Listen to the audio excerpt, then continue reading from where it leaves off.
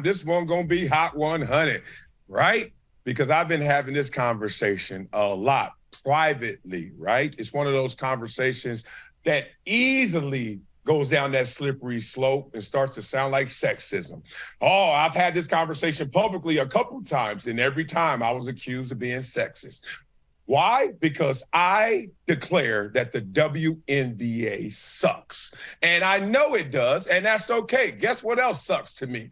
I'm not a big fan of NASCAR, all right? Y'all can love NASCAR. Great for you. I don't like watching billiards on TV. It sucks. You can love it. Boy, Ben, you may not like football. That's okay. But we're going to talk about it deeper than just my opinion, but by the numbers and actually by the words of those who not only play in the WNBA, but those who are projected to play in the WNBA. Then I want to hear what you guys got to say. Now, why is this so near and dear to my heart? Well, pretty obvious.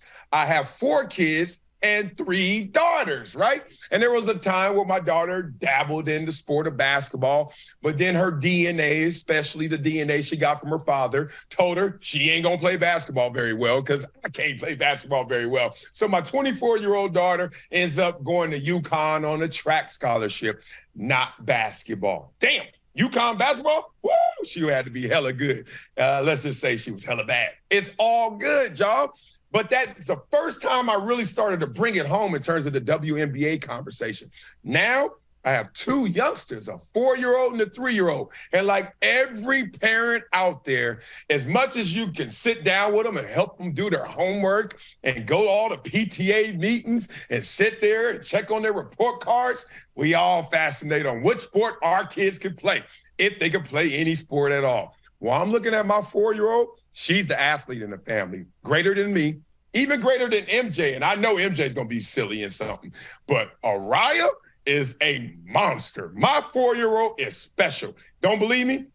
I'm going to just mic myself up around other parents, and you're going to have to hear what they say about Araya. She's just different. Olivia's are smaller of the bunch. I call her my runt of the litter, and she's just little. And guess what? She's 75 percentile and 89 percentile in height. So she's going to be tall and little. Maybe a little model in there. I don't know what the hell. But I've always thought about what sports. We all say women's tennis. That's the grandest of all women's sports, right? Then you can say, oh, women's golf. Yes. And then we say, hell no to women's volleyball. Why? Where's the pro circuit? I mean, they have one pro beach volleyball, but all those girls also work at FedEx and Amazon in off season because it doesn't add up financially. Let's just be real. So it's always golf and tennis. And then there's the WNBA with all that notoriety. And it is a pro level, but something is just amiss. Something just ain't right. Y'all remember that song? Well, let's talk about what's not right, because this story got me right back to talking about it. All this talk we're talking about this week, Caitlin Clark, Angel Reese, and I'm like, these are phenoms. Caitlin Clark might be the Jordan of the sport, but what's next for them once they leave the college game? So let's have this fascinating discussion on why the WNBA sucks and how we really can fix it. Started off with UCLA's Charisma Osborne. Mama named you Charisma. Let's go. Said yesterday she's going to return to UCLA for a 5th season, despite being projected a top 10 pick. Okay, y'all, let's take this to college football. Top 10 pick. Is he coming back? You want to know why she's coming back? It's pretty simple. She's going to forego that projection because she can make more money staying in college with NIL money than she can going to the WNBA. For real. Now, we're not talking about like she's the Jordan of the college basketball game. She's not Caitlin Clark. And she still can make more money than being a top 10 pick in the WNBA. And let's just say she wouldn't be pick number 10, right? So, wow, hold on. Simply put, being a top 10 pick in the WNBA draft guarantees you nothing.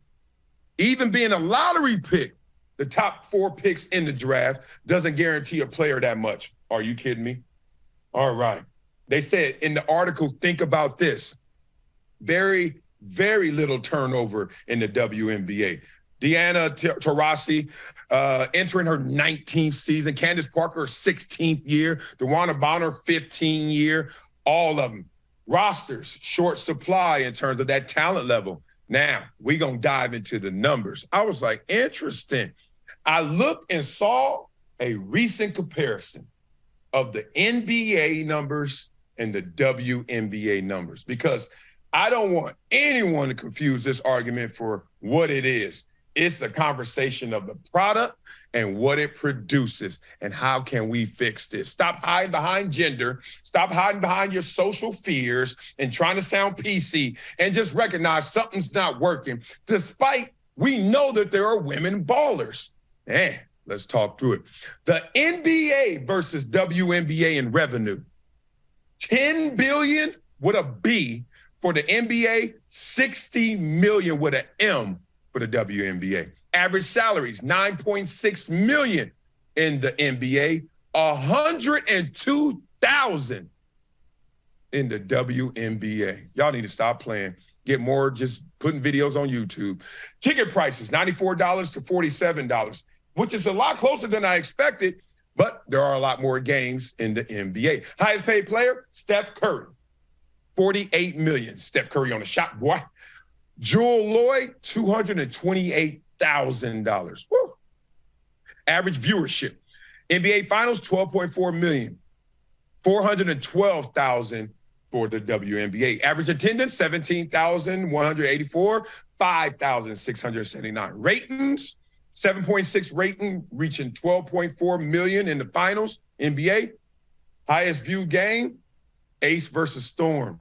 852,000 viewers, peaking at 1.1 million.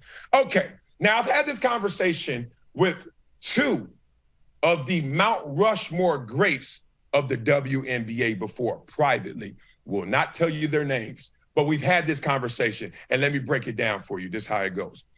We know in the WNBA they have smaller basketballs, right? It's an inch smaller and 2 ounces lighter than a regulation NBA basketball. That allows them to not only be more accurate, but shoot from deeper parts of the court, correct? All right, makes sense. But it's a smaller ball than the men's ball, point one. Point two, the three-point line is closer than the men's game. 22 feet, 3 for the men, 23.9, I should say, for the men, and it's 22.3 for the women, and 20.6 when you talk about the WNBA and international game, okay? So the three-point line is closer. The games are shorter, right? 4 quarters for both, but 12 minutes NBA, 10 minutes WNBA. Starting to get where I'm going, huh? Okay, so we got smaller balls, closer three-point line, games are shorter. Roster sizes are even different. NBA roster, 15 players, a minimum of 12. You may have 2 additional players under 2-way contracts who split time, all right, between the parent club and the G League. WNBA roster, maximum 12 players. Different age minimums. This one caught me off guard. For the drafted rookies, a player in the WNBA draft, 22 years old, must be 22. Wow. And a draftee does not maintain any contract guarantee despite being drafted. Did y'all hear that? You get drafted, ain't no contract guarantee. Top picks too, ain't no contract guarantee. Player in NBA draft must be at least 19 years old and have at least 1 year of post-secondary experience. Okay, so that's just the standard differences between NBA and WNBA. I mean, objectively different games. Gotcha. Let's sum it up one more time. Smaller ball, closer three-point line, games are shorter, roster sizes are different, and the age minimums are different. All right. Now, this is what James Dolan had to say, who owned the Liberty at one time, New York Liberty. He said, quote, "The Liberty hasn't made money." He said this on Real Sports. He said, and its prospects of making money at the time and even today are still slim. He ended up selling the New York Liberty to Joe Tsai, who's the co-founder, executive chairman of the Alibaba Group. And I think he used to own the Brooklyn Nets, right? So this is coming from Adam Silver as well. Some of the numbers. He declared that the WNBA lost $12 million last year. And that's in part why the WNBPA, their players union, wants out of their CBA deal for clarity to see the books. And last but not least, the attendance for the WNBA was at its lowest in league history. Why am I bringing all this up? Because we just saw the highest viewership ever for the women's college game. And those players are sooner than later going to be in the WNBA. But as you're seeing, the culture of college basketball is telling them, stay as long as you can, because there is nothing that's good that is awaiting you at the WNBA level. Ain't that a damn shame? We've all heard it. Oh, you're more popular and famous being in college playing girls basketball, women's basketball, than if you go to the WNBA. And we don't address this? All right.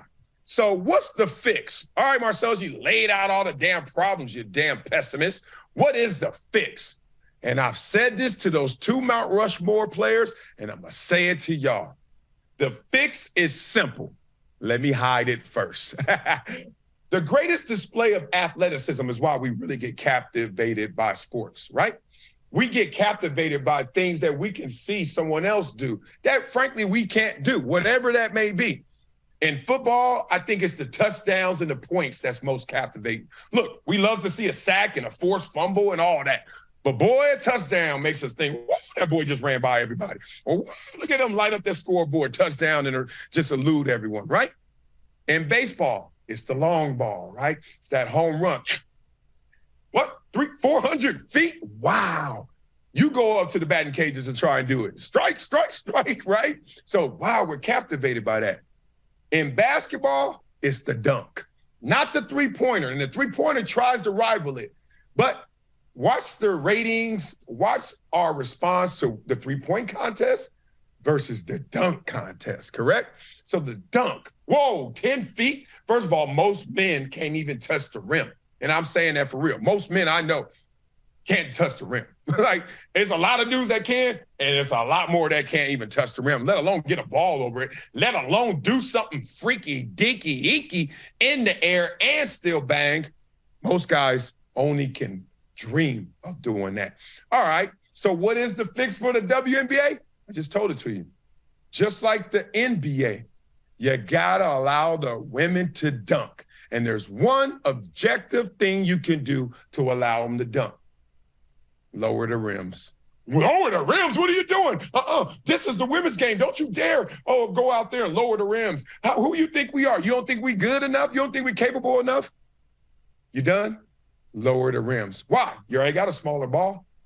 Why? Because you already brought the three-point line in.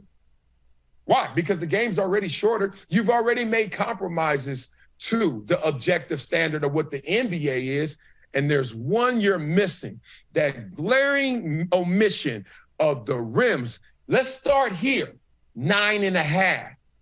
And you imagine, I don't know, Brittany Griner just drop step banging in traffic all game long. Not just breakaways, not just here and there. I mean, all game long. And if we don't get enough people that can bang at 9.5, I dare say bring it to 9. And I know damn well all of a sudden, Candace Parker and all them, wow. And with that exclamation point, I swear you have your greatest fix of the WNBA's game. Because then all of a sudden you're going to have greater audiences, greater viewership, greater attendance, greater fascination of watching people do what we can't do at home. Being real, I can't dunk right now.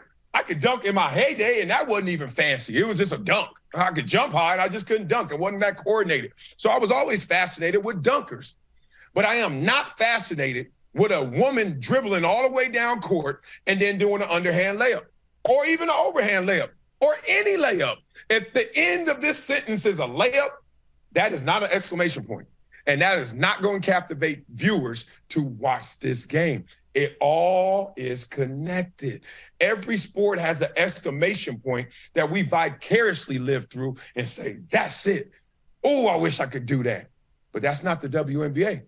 And that's why sports that we know we can do, ain't really that caught up in it, right? Who's watching billiards and bowling like that? We're not, because we can do that. I go to damn Dave & Buster's and Lucky Strike or something and pull off me a 200 game. And sometimes you watch those guys in the finals, they won at 206, 212. Like, man, I'm close to that. You got to have that gap between what you can do and they can do. Now, let me tell you how those conversations went with those two Mount Rushmores when I said it. They were not happy. They were like, dude, that's just insulting. But they didn't really have an answer to when I said, but it's not insulting to have a smaller ball. It's not insulting to have a closer three-point line. It's not insulting to have a shorter game. I think we got to take the emotions out of this. Just try it. Exhibition style, Harlem Globetrotter style, whatever you want to call it. Pre-game, just let them bang at 9. And let us just see what that looks like. Guarantee you, it's going to be captivating. The last thing that I had a conversation about was how tough it is for the WNBA player. Think about it. These are mothers. These are wives who have to uproot their family because not only are they playing in different cities, but they have to play year-round to make the money that's necessary to support their lifestyle, which means they have to play overseas. And boy, are they unhappy about that. You imagine playing in the WNBA, playing for months and months, and then all of a sudden, oh, to really make money, got to go to Russia. Really make money, got to go overseas. Huh? And even that money pales in comparison to the men. Crazy. But if they were banging, I'm not saying it's the fix-all, cure-all, but I'm saying it's certainly going to close the gap. So they were like, dog, you have no idea. It's not just the fact that we're more popular and doing better now with the NILs in college, but also we got to go now volunteer for year-round basketball just to make some real money. So as I sit here with two little ones that I'm like, the more options, the more opportunities, the better. Let's address this one because the WNBA is being subsidized by the NBA. And I don't think it needs to be that way, or at least one last Hail Mary ditch effort to actually throw a Hail Mary, basketball's version. Let's make sure these women can end those plays with a bang.